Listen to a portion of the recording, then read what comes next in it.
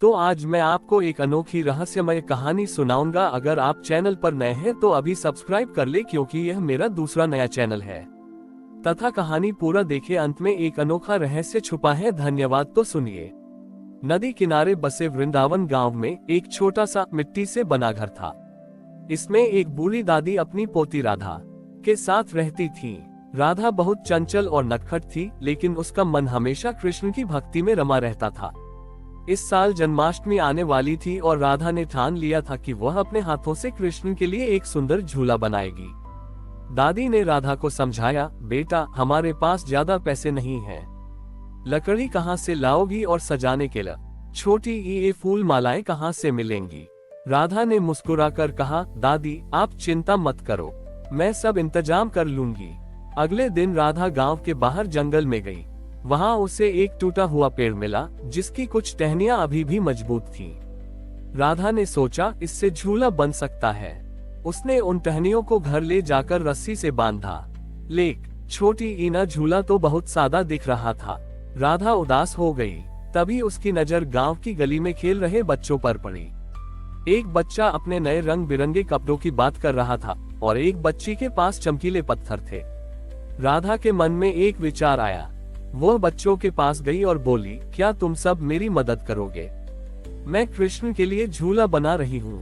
बच्चों ने बड़े उत्साह से हाँ कहा। किसी ने अपने खिलौनों में से रंगीन कागज के टुकड़े दिए, किसी ने चमकीले पत्थर दिए और किसी ने अपने घर से थोड़े ताजे फूल लाकर दिए। सबने मिलकर झूले को सजाना शुरू किया। झूले पर रंगीन कागज चिपकाए गए, चमकीले पत्थर लगाए गए और फूलों की मालाएं गूंथकर टांगी गईं। शाम होते होते वह सादा सा झूला एक अद्भुत और सुंदर सिंहासन में बदल गया। गांव के लोग जब राधा के घर के सामने से गुजरे तो सब उस झूले की सुंदरता देखकर दंग रह गए। जन्माष्टमी की रात, जब पूरा गांव कृष्ण के जन्म का इंतजार कर रहा था, तब राधा ने अपनी दादी की मदद से उस झूले को घर के आंगन में सजाया। चांदनी रात में वह झूला और भी ज्यादा चमक रहा था। राधा ने अपनी आंखों में आंसू लिए कृष्ण को मन ही मन पुकारा, हे कृष्ण, क्या आप मेरे इस छोटे से झूले पर आएंगे? उद्धरण चिन्ह। अचानक एक हल्की सी हवा चली और झूले से फूलों की खुशबू पूरे आंगन में फैल गई। राधा ने देखा कि झूले के बीचों बीच, जहां उसने कृष्ण की मूर्ति रखी थी, वहां एक मंद मंद मुस्कान थी। राधा को लगा कि कृष्ण ने उसका प्यार और समर्पण स्वीकार कर लिया है। उस रात राधा को नींद में एक मीठा सपना आया। उसने देखा कि कृष्ण उसी झूले पर बैठे हैं और धीरे धीरे झूल रहे हैं। कृष्ण ने उससे कहा, राधा, सबसे सुंदर उपहार वह नहीं होता जो सबसे महंगा हो, बल्कि वह होता है जो सबसे सच्चे मन से दिया गया हो।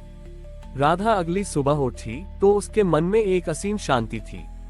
उसने समझ लिया था कि भगवान को खुश करने के लिए धन दौलत नहीं, बल्कि सच्ची श्रद्धा और प्रेम की जरूरत होती है। और वृंदावन गांव में उस साल की जन्माष्टमी की सबसे खूबसूरत कहानी राधा और उसके हाथ से बने उस प्यार भरे झूले की थी। राधा की बनाई हुई कहानी की सफलता के बाद गांव में एक नई परंपरा शुरू हो गई। हर साल जन्माष्टमी के लिए बच्चे खुद अपने हाथों से भगवान कृष्ण के लिए कुछ न कुछ बनाने लगे। किसी ने बांसुरी सजाई तो किसी ने मटकी। राधा अब बड़ी हो चुकी थी, लेकिन वह हर साल बच्चों की मदद करती और उन्हें बताती कि भगवान को सच्ची भावन से दी गई छोटी सी चीज भी कितनी प्यारी होती है। एक साल गांव में भयंकर सूखा पड़ा। फसलें सूख गईं और चारों ओर निराशा का माहौल था। गांव के मुखिया ने घोषणा की कि इस साल जन्माष्टमी का त्योहार नहीं मनाया जाएगा, क्योंकि लोगों के पास खाने तक के लिए कुछ नहीं था। तो उत्सव कैसे मनाया जाता? राधा ये सुनकर बहुत दुखी हुई। वह जानती थी कि इस कठिन समय में भगवान कृष्ण की भक्ति ही लोगों को हिम्मत दे सकती है। उसने गांव के सभी बच्चों को इकट्ठा किया और कहा, इस बार हम जन्माष्टमी सबसे अलग तरीके से मनाएंगे। सभी बच्चे चकित होकर राधा को देखने लगे। राधा ने उन्हें समझाया, हम इस बार भगवान के लिए कोई नई चीज नहीं बनाएंगे, बल्कि हम सब मिलकर अपने पास जो कुछ भी बचा है उसे गरीबों और जरूरतमंदों में बांटेंगे। हम भगवान कृष्ण से प्रार्थना करेंगे कि वह हमारी मदद करे। बच्चों ने राधा की बात मान ली। गांव के हर घर से जो थोड़ा बहुत अनाज या खाने पीने का सामान बचा था, उसे एक जगह इकट्ठा किया गया। राधा ने उस अनाज को गांव के सबसे गरीब परिवार में बांटा, जहां कई दिनों से चूल्हा नहीं जला था। जन्माष्टमी की रात पूरा गांव उदास था। लेकिन राधा ने सभी को गांव के बीचों बीच बने पीपल के पेड़ के नीचे इकट्ठा किया। उसने सबके सामने भगवान कृष्ण की मूर्ति रखी और अपनी दादी द्वारा दी गई एक पुरानी बांसुरी बजाना शुरू किया। बांसुरी की धुन इतनी मधुर और करुणामयी थी कि सभी गांव वालों की आंखें नम हो गईं। उनकी निराशा और दुख आंसुओं के रूप में बह निकले। राधा ने सबके साथ मिलकर प्रार्थना की, हे कृष्ण, हमें हमारी मेहनत का फल दो और इस सूखे से मुक्ति दिलाओ। अचानक बादलों की गड़गड़ाहट सुनाई दी, हवा चलने लगी और बिजली चमकने लगी। थोड़ी ही देर में मूसलाधार बारिश होने लगी। गांव के लोगों की खुशी का ठिकाना न रहा। उन्होंने देखा कि उनकी प्रार्थना सुन ली गई थी। उस रात सबने महसूस किया कि भगवान को प्रसन्न करने के लिए भव्य पूजा या महंगे उपहारों की जरूरत नहीं होती, बल्कि दूसरों के प्रति प्रेम, करुणा और मदद की भावना ही सच्ची भक्ति होती है।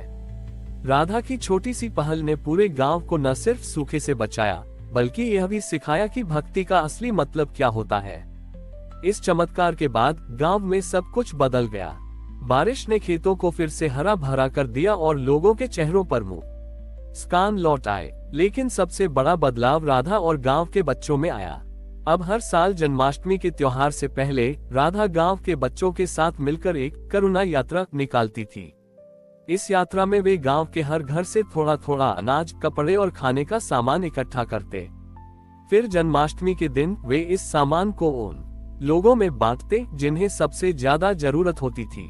एक बार राधा को पता चला कि गांव से दूर एक गरीब परिवार में एक छोटा बच्चा बीमार है। उस बच्चे की मां के पास इलाज के लिए पैसे नहीं थे। राधा ने जन्माष्टमी के लिए इकट्ठा किया हुआ सारा सामान उस परिवार को देने का फैसला किया। गांव के कुछ लोगों ने इसका विरोध किया। एक बूढ़े आदमी ने कहा, राधा, ये तो भगवान कृष्ण के लिए है, तुम इसे किसी और को कैसे दे सकती हो? राधा ने विनम्रता से जवाब दिया, बाबा, क्या भगवान सिर्फ मंदिर में रहते हैं? क्या बीमार और जरूरतमंद लोगों में भगवान नहीं बसते?